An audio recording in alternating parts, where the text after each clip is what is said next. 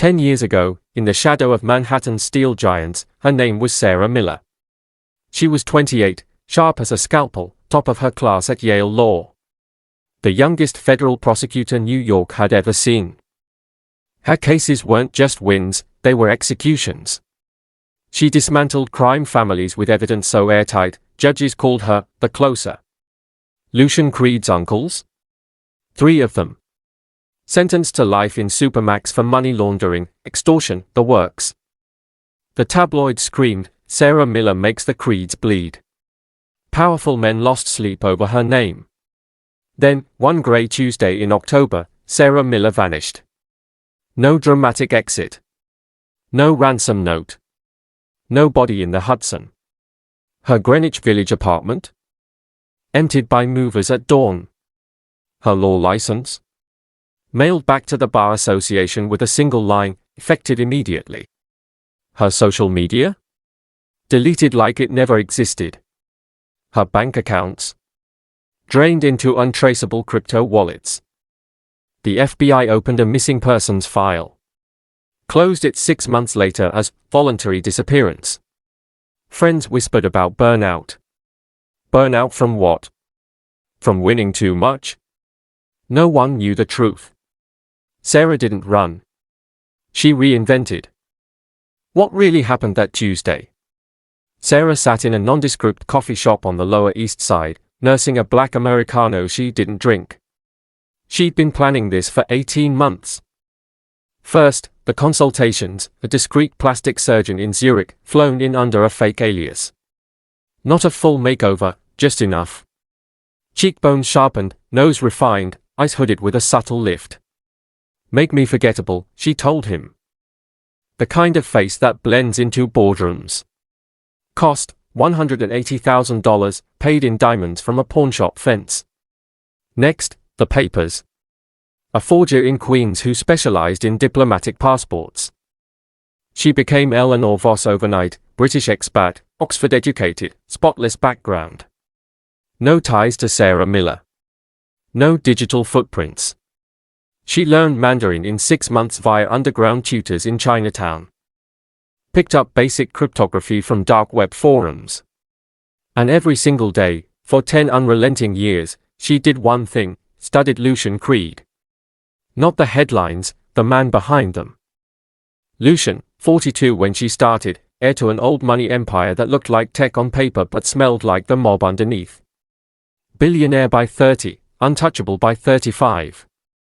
He owned half the eastern seaboard's shadows, shell companies laundering art deals, private jets ferrying, consultants who were really enforcers, boardrooms where decisions ended with quiet threats.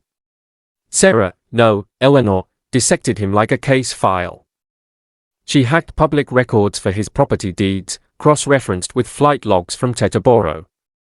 Watched grainy security footage from galas he attended, noting how he always stood with his back to the wall. Subscribed to burner emails for his favorite tailors, learned the exact thread count of his suits. She even posed as a temp at one of his shell corps for 3 weeks, just to hear his laugh in the wild. It was hollow. Calculated. A laugh that said, I own this room. Why him? Why the Creeds? Because they took her father.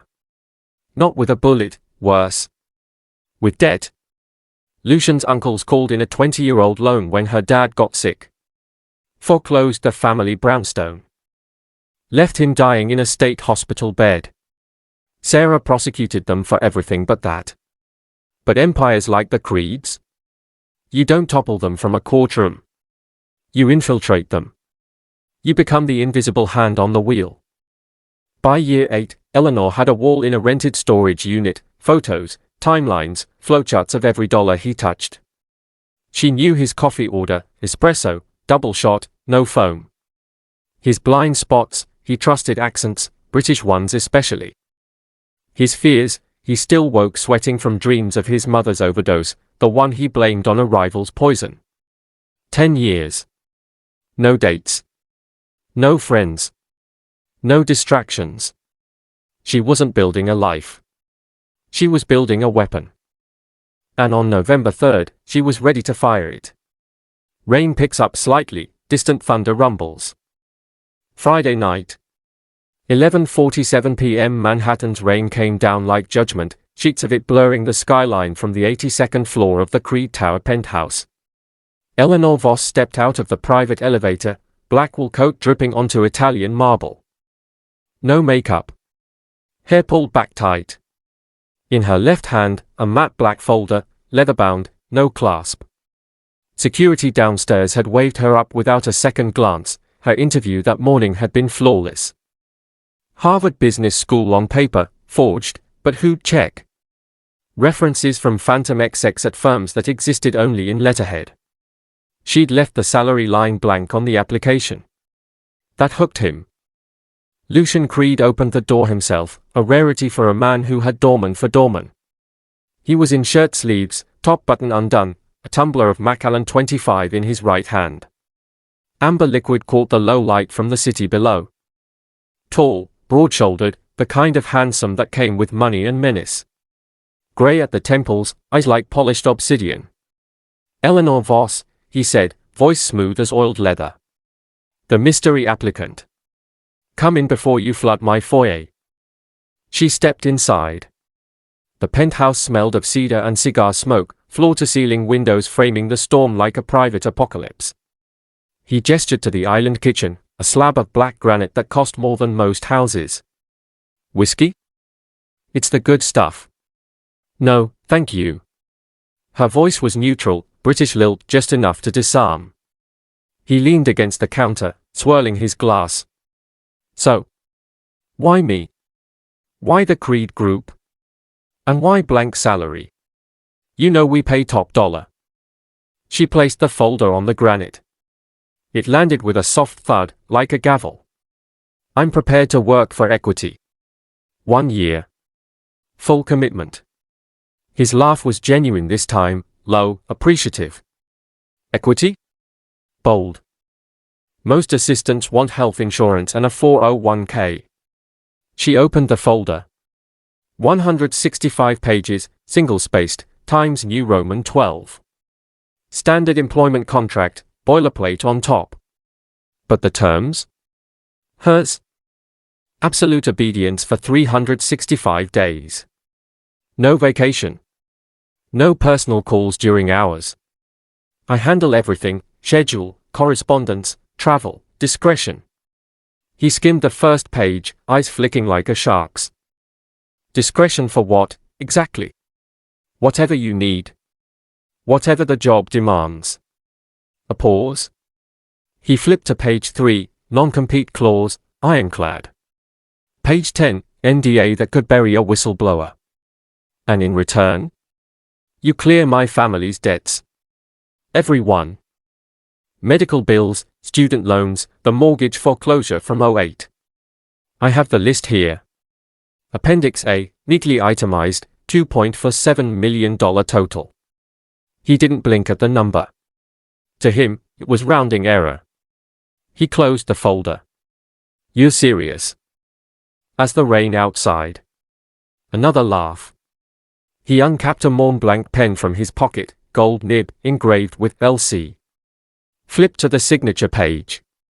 Her name was already there, Eleanor Voss, in flowing script, black ink. Space below for his. He signed without reading past page 12. The pen scratched like a confession.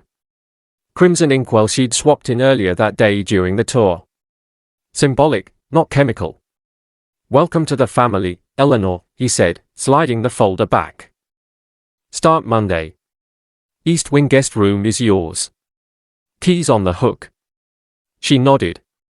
Picked up the folder. Turned for the elevator. As the doors closed, she allowed herself the first real breath in hours. He thought he'd bought a servant. She'd just leased his kingdom. Rain intensifies, thunder closer. Monday morning came like any other for Lucian Creed, sunrise over Central Park, espresso at 6:45, chauffeured Bentley to the office by 7:30. But for Eleanor, it was day 1 of 365. She'd unpacked in the East Wing overnight, one suitcase, grey wool suits, a single photo frame, empty. No personal touches. Blending in was the point. 5 a.m. alarm. Black coffee for herself, strong, no cream. Then his double espresso, 201 degrees Fahrenheit, porcelain cup warmed first. She delivered it to his bedroom door at 6 o'clock sharp. Knock once. Set it down. Retreat. He emerged at 6:15, tie half knotted, glancing at the cup like it was expected magic. Prompt, he muttered. I like that. The drive to Creed Tower was silence. She sat shotgun, tablet open to his calendar. Traffic on the FDR hummed, rain had cleared to mist. Reschedule the 2 p.m. with Tanaka, he said, eyes on his phone. Tell him I'm in Tokyo. Done, she replied, fingers flying. Lie seated, Tanaka would think Creed was playing 4D chess. Office arrival, 47th floor, glass walls, assistants scattering like pigeons. Her desk, corner of his suite, plain oak, one monitor, one phone. First meeting, boardroom with the finance team. 8 men in suits, all older than Lucian, all loyal to the old Creed blood. She sat in the back, notepad open, pen poised. Never spoke. Just listened. Lucian paced, projecting quarterly numbers, up 12%, but whispers of SEC audits underneath. One exec, Marco Ruiz, Lucian's right hand, fidgeted with his cufflinks. Sweat beaded despite the AC. Eleanor noted it. Day 1, Marco avoids eye contact on line item 7B, offshore transfers. Lunch, delivered to his desk, seared tuna, no rice. She ate at her station, yogurt and an apple. Afternoon, calls to Europe. She transcribed verbatim, coded files with timestamps. By 8 p.m., as the sun dipped, she drove him home. Silence again. That night, alone in the East Wing, she booted a hidden laptop from her suitcase. Uploaded the day's harvest, emails, meeting audio, tiny recorder in her pen, Marco's cufflink brand, gold, monogrammed, easy to trace. Notebook entry, day 1, he trusts routine. Exploit it. Week 2 blurred into pattern. Coffee at 6 o'clock. Drives in silence. Meetings where she was furniture. But cracks showed. Day 9, board call with investors. Lucian snapped at a question on liquidity. Handle it, he barked at her after hanging up. She did. Reworded the response, sent it before he cooled off. He grunted approval. Notebook, day 9, hates the word prison in financial contexts. Flinches. Day 34, late night in the library. He poured scotch, ranted about a rival's merger. She nodded. Poured his second glass. Listened as he mentioned a safe code, mumbled, half drunk. Day 34, mother's birthday. 0417, day 67, Marco lingered after a meeting, voice low. Keep an eye on the Zurich account, yeah. She smiled politely. Drove straight to a VPN cafe in Brooklyn, pulled the logs. Skimmed $450,000 last quarter. Day 67, Marco's been siphoning. Leverage? She wasn't stealing yet. Not money. Just time. Intelligence. The architecture of his world. Every obedience was reconnaissance. Clock ticking fades, rain returns. Month 3. Winter gripped the city, frost on the penthouse windows. Eleanor's routine was clockwork now. Lucian barely noticed her, the highest compliment in his world. Ghost, he called her once, chuckling to Marco over lunch. Best hire I ever made. Marco nodded, but his eyes darted. Eleanor caught it from the doorway, tray of sandwiches in hand. Day 98, Marco knows something. Push gently. That afternoon, she accidentally left a file on his desk, Zurich statements, highlighted discrepancies. Marco found it first. Sweated through a call with her later, forget you saw that, Eleanor. Boss's orders. Understood, she said. Hung up. Emailed Lucian an anonymous tip from a burner account. By evening, Marco was in the hot seat.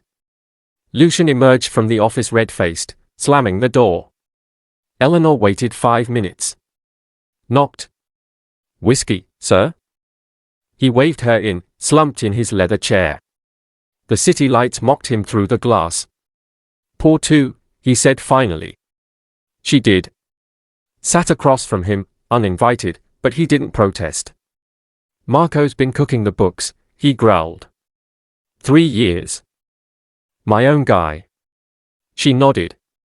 "It happens when trust blinds." He eyed her, glass midway to lips. "What would you do?" "Cut the head off." Quietly. "Replace with someone loyal." He drained the glass. "Loyal like you." "Exactly like me." Pause 3s. That night, her notebook filled 3 pages. First betrayal planted. Seed for the harvest. Day 112 dawned grey. Another board meeting, this one virtual with London partners. Eleanor prepped the slides, synced the feeds, sat silent as Lucian dominated the screen. Post-call, cleanup, archiving files on the secure server. One folder caught her eye, Legacy Contracts version 2.3. Buried in a subfolder labeled Junk. She clicked. Scanned. Board legal boilerplate from a decade ago, drafted by Creed's old firm as a what if for executive retention. Pages 1 to 65, standard. NDAs, non-competes, the usual chains. Page 66, font size 8, tucked under a footer. 1 paragraph. In the event the employee fulfills the full term of service without cause for termination, and demonstrates unwavering compliance, all controlling interests, assets, and equities held by the employer shall transfer irrevocably to the employee upon term's end. This clause serves as incentive for long-term alignment and is binding under New York commercial law. She read it twice. Heart steady, no gasp, no thrill. Just calculation. His lawyers had written it as a joke, a relic from when Creed Group was small and desperate for talent. No one ever survived a year under Lucian without cracking. Assistants quit. Burned out. Disappeared. But she wouldn't. She printed the page. Slipped it into her notebook. Made tea, first cup in months. Chamomile, steaming. Sipped it by the window, watching snow dust the park. The trap was set. All she had to do was spring it. Thunder rolls softly. From day 113, the shift was invisible. To Lucian, she was still the ghost assistant, coffee at 6 o'clock, notes flawless, presence unobtrusive. But under the surface, gears turned. First target, the money. Not a heist, redirection. She started with micro-adjustments. 0.1% skim on wire transfers to Cayman accounts. Pennies on the dollar, but pennies from billions. By day 130, $2.4 million rerouted to a trust in her name, Eleanor Voss Irrevocable Holdings. Legal. Untraceable without the code she controlled. Notebook, day 130, first deposit. Compound interest at 4.2%. Project full control by day 300. Marco was next. Day 145, parking garage under the tower. She bumped into him post-meeting, thermos in hand. "Mr. Ruiz?" "Black coffee, 2 sugars." He blinked, caught off guard. "How'd you?" Mr. Creed mentioned. "Long day." They talked. 5 minutes. She listened to his gripes, Lucian's temper, the pressure, the audits closing in. "Ever think about options?" she asked casually. "Like what?" "Like a partner who values loyalty. Pays better." He laughed it off. But day 152, he emailed her privately, lunch. Neutral ground. Over salads at a midtown deli, she laid it out. No threats. Just math. Double your take. Plus equity in the new ventures. Walk away clean when it's done. Marco's eyes narrowed. "You're playing a dangerous game, Voss." "I'm playing to win." He signed a side agreement that night, digital, encrypted. His cut, 5%. Her insurance, full access to his ledgers. By month 5, 18% of the Zurich flow was hers. Marco's thefts? Redirected to her. Lucian noticed nothing. Numbers look solid, he'd say, scanning summaries she doctored. Day 200, first real test. SEC inquiry pinged the servers, routine audit on offshore ties. Lucian paced the penthouse, phone glued to ear. Fix it, Eleanor. Now. She did. By morning, scrubbed logs, falsified timestamps, a $500,000 donation to a compliant PAC. He slumped into a chair, exhausted. You're a miracle. Day 200, he leans on me now. Good. Winter thawed into spring. Her notebook swelled to 200 pages, codes, grudges, graphs of cash flows shifting like sand. She'd gained 5 pounds from stress eating, yogurt at midnight. Lost none of her edge. Day 250, the board dinner. Private club on Park Avenue, cigar haze and aged scotch. Eleanor served as shadow, pouring drinks, refilling glasses, ears open. Overheard whispers, 2XX grumbling about Lucian's paranoia. Easy marks. Next week, anonymous tips to their inboxes, Creed knows about the side deals.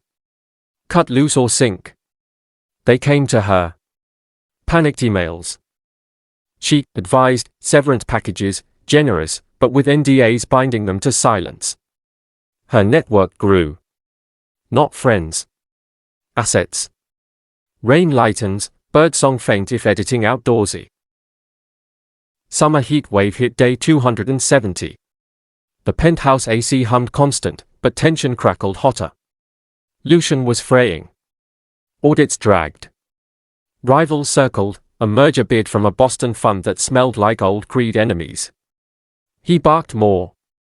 Drank earlier. Eleanor absorbed it. Poured the whiskey. Scheduled the massages. But her moves accelerated. With Marco's help, she flipped 2 more XX. Bribes disguised as performance bonuses. Cash flow, 42% under her control now. Trusts in Liechtenstein, stocks in nominee accounts. Notebook, day 275, empire at tipping point. He suspects nothing because he sees nothing. Day 290, the crack. Late call from London, partners pulling out over compliance concerns. Lucian slammed the phone. What the hell is happening? She stood in the doorway, calm. Regroup. I'll draft the counteroffer. He waved her in, head in hands. How do you do it? Stay so, steady? Practice, she said simply. Poured his drink. Saturday. For the first time, he talked. Really talked. About the uncle she put away. Family business. Blood for blood. About his mother. Overdose. They said accident. I know better. About the empire. Built it from ashes. Can't let it burn. She listened. Nodded. Filed every word. Day 290, he needs me. Dependency is the key. Month 9, consolidation. She hired consultants, clean lawyers, accountants on retainers. Rerouted the last 20% through a Cayman flip. Legal labyrinth only she held the map to. Marco got nervous. This is big, Eleanor. If he finds out. He won't. Because when he does, it'll be too late. Day 310, test run. She discovered a minor embezzlement in payroll, her own plant. Presented it to Lucian with options, fire the patsy or quietly resolve. He chose resolve. Trusted her judgment. The patsy? One of Marco's old allies. Message sent. Summer ended. Fall leaves turned the park gold.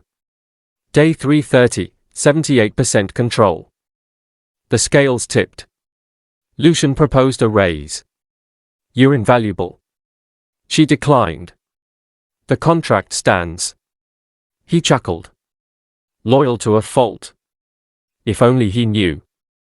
Thunder builds again. Day 350. 2 weeks left. The air in the penthouse felt charged, like before lightning. Lucian was a ghost of himself, sleepless, snapping at shadows. The merger bid escalated, bored whispers turned to shouts. Eleanor moved like smoke. Final flips, the last equities into her holdings. 92%. Marco bolted for Vancouver with his cut, $8 million. She let him go. Loose end tied. Notebook final entry, day 350, ready. He kneels tomorrow. Day 360, rehearsal. She tested the safe, 0417. Inside, bonds, deeds, the original Creed charter. Photocopied it all. Shredded nothing. Evidence, not destruction. Lucian caught her once, late night. Can't sleep. Work, she said. Closed the door. Day 364, the burning. Not literal, digital. She wiped server traces, but kept backups in the cloud. Evening, dinner alone. Steak, rare. She raised a glass to the empty chair. To thrones. Day 365 dawned crisp, November again. Rain misted the windows, anniversary echo. 6 a.m. She made his coffee one last time. Set it down. Waited. He emerged, tie loose. Big day. Board vote on the merger. She nodded. Drove him downtown. Silence thicker than fog. Office, chaos. Phones ringing, XX milling. The two she'd flipped waited in the hall, eyes down. Lucian strode to his suite. She followed. Closed the door. He sank into his chair, rubbing temples. This is it. Win or lose the whole thing. Eleanor crossed to his desk. Placed the black folder there, the original, edges worn. Time's up, Mr. Creed. He frowned. What? 365 days. Contract fulfilled. He laughed, sharp. So? Renewal bonus. Name it. She opened to page 66. Read the paragraph aloud, voice steady as stone. His face drained. Flipped pages himself, frantic. This is a joke. From the old firm. No one ever, it's binding. New York Commercial Code, Section 12 to 301. Irrevocable transfer. Silence. The city hummed below, indifferent. He reached for the intercom, security. She slid a second folder across, dossier, Lucian Creed, 2015 to 2025. Crimes chronicled. Wire fraud. Embezzlement. The uncle's revenge plots. Time-stamped. Notarized. FBI forward ready. Option 1, she said softly, you walk. 10 million wired today. Clean slate. No pursuit. Option 2, you stay. Advise. The Empire needs experience. His hand froze on the button. Eyes met hers, not the ghost, but Sarah Miller, valedictorian Avenger. How long, he whispered. 10 years. Thunder crashes once, loud. He didn't call security. Didn't rage. Just sat, staring at the page. The man who'd crushed rivals without blinking, broken now by fine print. Why? He asked finally. Voice cracked. My father, she said. The brownstone. The hospital bed. You called in the dead. His uncle's doing, but blood was blood. He nodded slowly. I remember the file. Clean hit. Not clean enough. Another pause. The clock on the wall ticked to 10:17 a.m. Then, deliberate, he stood. Walked around the desk. Knelt. Not dramatic, no tears, no plea. Just acceptance. The Empire's king, bowing to the queen he'd hired. You win, he said. Looked up. What now? Rise, she replied. Coffee's cold. He did. Poured 2 cups from the sideboard, hers first. 201 degrees. By noon, the board vote, merger killed. Her proxies voted it down. Afternoon, transfers finalized. Legal teams, hers now, stamped approvals.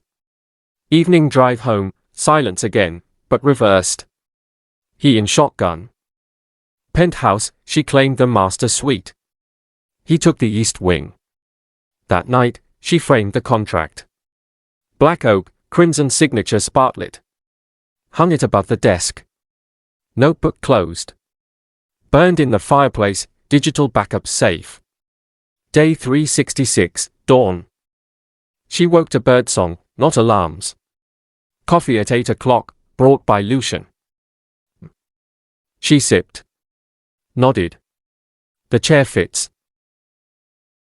Months blurred into empire under new management. Creed Group thrived, sharper, cleaner. No more shadows, audits passed with flying colors. Eleanor Voss, CEO. No press release. Just quiet ascension. Lucian? He stayed. Advised from the 47th floor office, former broom closet, upgraded subtly. Brought coffee daily. Sat in on meetings when invited. Never spoke of the Neil. But in quiet moments, he'd glance at the framed contract, nod to himself. Smart play, he'd say sometimes. The fine print. She'd smile. Always read it. The world didn't notice. Tabloids chased celebrity scandals. Rivals licked wounds from lost bids. But in boardrooms, whispers spread, creeds got a new edge. Ghost in the machine. They were half right. Year 2, expansion. She greenlit ethical funds, clean energy, not laundering. Profit soared 28%. Lucian suggested the pivot. Keeps the wolves away. She listened. Not out of mercy, utility. He knew the old ways. Personal life? None. Dates decline politely. Friends? Unnecessary. But power was intimate. Late nights reviewing ledgers, city lights her only company. One evening, year 1 anniversary, rain again. She stood at the window, folder in hand. Lucian knocked. Entered with 2 glasses. To survival. They clinked. He lingered. Sarah. Her real name, spoken soft. She didn't flinch. Eleanor now. He nodded. Left. Notebook reopened, not for plots, but reflections. Power isn't revenge. It's freedom. Day 7:30, first real test. Old rival surfaced, Boston Fund, sniffing for weakness. Lucian warned her. They play dirty. She met them in neutral ground, neutral club, neutral terms. Walked out with their merger proposal, folded into Creed. He waited in the car. How? Fine print, she said. Smiled. Rain fades to drizzle. 5 years on, the Creed empire is a colossus, publicly traded, philanthropically lauded. Eleanor Voss on Forbes lists, the quiet queen of Wall Street. Lucian? Shadow consultant. Wealthy, free, but tethered. He travels now, Europe, Asia. Sends postcards. Read the menus, one read from Tuscany. Fine print has the best wine. She frames them too. Reminders. The penthouse? Hers. East Wing guest suite for when he visits. Coffee ritual reversed, she brings it sometimes. Gesture, not obligation. No love story. No redemption arc. Just 2 survivors in a Game of Thrones. And you, listening now, in your car, headphones in the dark, scrolling for escape. This isn't fantasy. It's blueprint. The contracts come for all of us, bad jobs, worse bosses, debts that chain. Sign them. Obey. But read. Watch the flinches. Learn the codes. Find the claws. The quiet woman isn't weak. She's waiting. For the year to end. For the kneel. For the chair that fits just right. Thunder distant, fading. Epilogue whispers, Marco? Thriving in Vancouver, silent partner. The flipped XX. Loyal, promoted. Empire's backbone. Lucian's mother? Eleanor funded the scholarship in her name, overdose prevention. Anonymous. Not forgiveness. Balance. Winter returns. Rain on glass, same as night one. She stands at the window, crimson pen in hand. New contract, for herself. No obedience. Just ambition. The city bows below. Not conquered, partnered. Her reflection in the glass, sharper cheekbones, hooded eyes. Forgettable no more. Queen, crowned by ink. And in the quiet, she wonders, what if she'd chosen mercy sooner? No. Mercy is the throne's gift, not its price. She earned this. We all can. If this tale lingers, like rain on skin, ink on paper, remember, the boss's deal isn't ownership. It's opportunity. Sign wisely. Survive unbroken. Rise. The empire awaits. Not his. Yours.